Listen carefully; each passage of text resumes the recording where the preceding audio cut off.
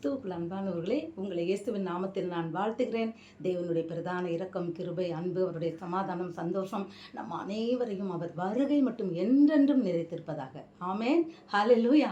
பிரியமானவர்களே, இயேசு கிறிஸ்து சொல்றாரு, நான் ஆண்டவரும் போதகருமாய் இருக்கிற நானே. அவர் தான் ஆண்டவர், அவர் போதகர். ஆனால் அவர் சொல்றாரு நானே. அப்படி நான் அவர் என்ன செய்தார் அப்படின்னு சொல்லி பார்த்தா, யோவான் 13வது அதிகாரத்தில் 16வது வசனத்தில் ஆண்டவர் சொல்கிறாரு, சீசர்களுடைய காலை அவர் கழுவுறார். அந்த வசனத்தில் வருது, அவங்கள உட்கார வச்சு அவரோட ட்ரெஸ்ஸை மாற்றிட்டு ஒரு சேலையை எடுத்து இடுப்பில் கட்டி அவங்களெல்லாம் கூப்பிட்டு என்ன பண்ணுறாருன்னா, சீஷர்களுடைய காலை கழுவி தன்னுடைய அந்த தான் இடுப்பில் கட்டியிருந்த அந்த உடம்புல கட்டியிருந்த சேலையால் அவங்கள துடைக்கிறார். அப்போ அவர் சொல்கிறாரு, ஆண்டவரும் போதகருமாகிய நானே உங்களுக்கு இதை செய்தா அப்போ நீங்களும் இப்படி செய்யணும்.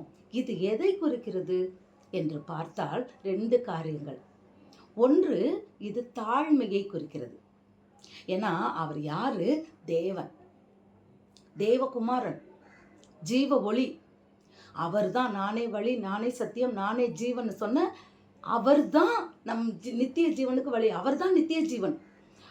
அவ்வளவு தேவன், வல்லமையுள்ள ஒருவர், வல்லமையின் தேவன், தேவகுமாரன் ஒரு மனிதனுடைய சீஷனுடைய காலை, குருன்னு அழைக்கப்பட்டவர், போதகர்னு அழைக்கப்பட்டவர், ஆண்டவர்னு அழைக்கப்பட்டவர், அவர் சீஷனுடைய காலை கழுவினது உண்மையானால் அப்போ அது எதை குறிக்குதுன்னா தாழ்மையை குறிக்குது.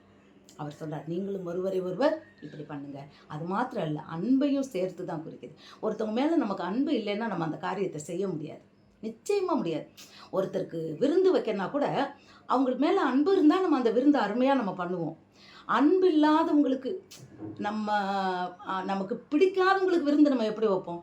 ஆனால் ஆண்டவர் 100க்கு 100 நேசிப்பதினால், அவர் ஏற்றத்தாளம் இறக்க பார்க்காதபடிக்கு, அவர் நான் பெரியவன்றதை எண்ணாதபடிக்கு, அவர் நமக்கு தாழ்மையை கற்றுக் கொடுக்கும்படியா இப்படி செய்தார்.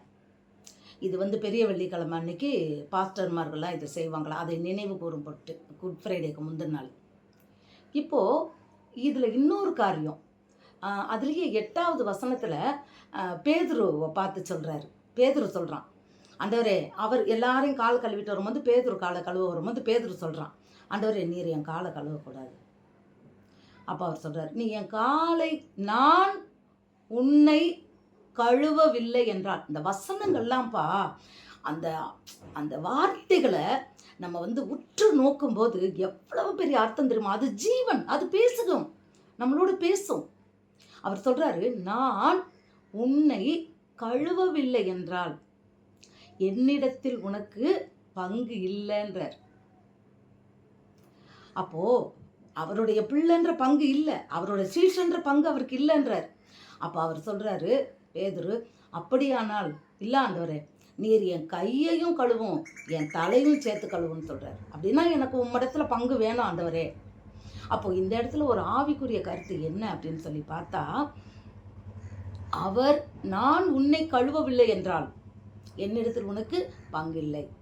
இது எதை குறிக்குதுன்னா, நாம் தேவனுடைய பரிசுத்த இரத்தத்தினால் நம் பாவங்கள் கழுவப்பட்டால் மாத்திரமே தேவனோடு நாம் ஐக்கியமுள்ளவர்களாக இருக்கிறோம்.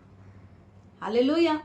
இப்போ கூட பாருங்க, அப்பம் திருவிருந்து அன்னைக்கு பார்த்தீங்கன்னா ஞானஸ்நானம் எடுத்தவங்க தான் பங்கெடுக்கணும்னு சொல்லுவாங்க. அப்போ அது எதை குறிக்குது?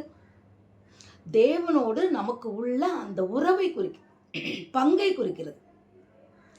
அப்போ ஆண்டவர் சொன்னபடி நம்முடைய பாவங்கள் அவருடைய பரிசுத்தமான இரத்தத்தினால் கழுவப்பட்ட நிச்சயம் நம்மிடத்தில் இருந்தால் மட்டுமே, கழுவப்பட்டு நாம் பரிசுத்தமானால் மட்டுமே நாம் அவருக்கு அவர் நமக்கு பங்குள்ளவராக இருக்கிறார். அப்படின்னா என்ன அர்த்தம்? அவர் தகப்பன் நம்ம பிள்ளைன்ற உறவுல வர்றோம்.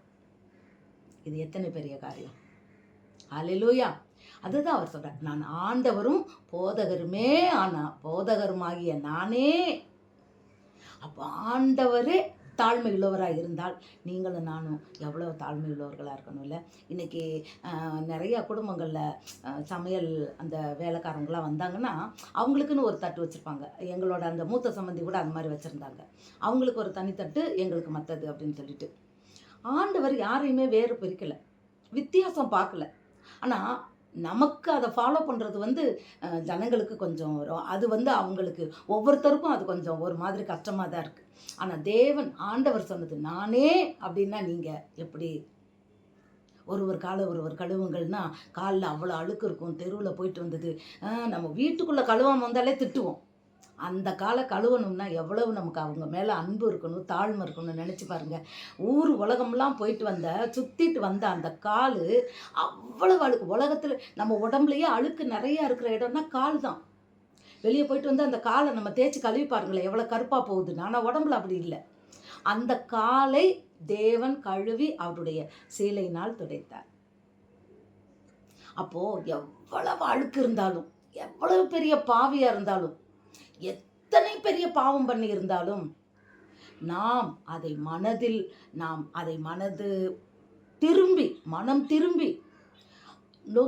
மனம் நொந்து இதயம் நொறுங்குண்டு நாம் தேவனின் இயேசுவின் இரத்தத்தினால அந்த பாவங்கள் கழுவப்பட்டு அவருடைய பிள்ளையாய் நாம் மாறினால் மட்டுமே தேவனோடு நமக்கு பங்குண்டு.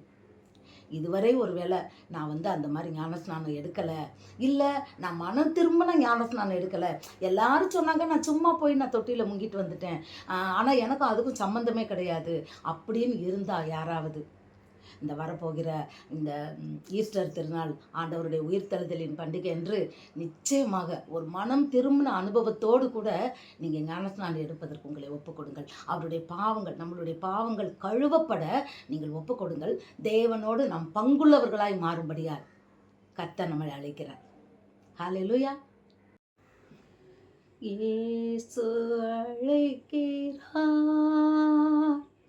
இயேசு அழைக்கிறார், அவளை முன்னை தம் கரங்கள் நீட்டி இயேசு அழைக்கிறார், அவளை முன்னை தம் கரங்கள் நீட்டி இயேசு அழைக்கிறார், இயேசு அழைக்கிறார், இயேசு அழைக்கிறார், அவளை உன்னை தம் கரங்கள் நீட்டி இயேசு அழைக்கிறார். ஆம் பிரியமானவர்களே, தேவனின் அழைப்பை நாம் ஏற்றுக்கொள்வோமா?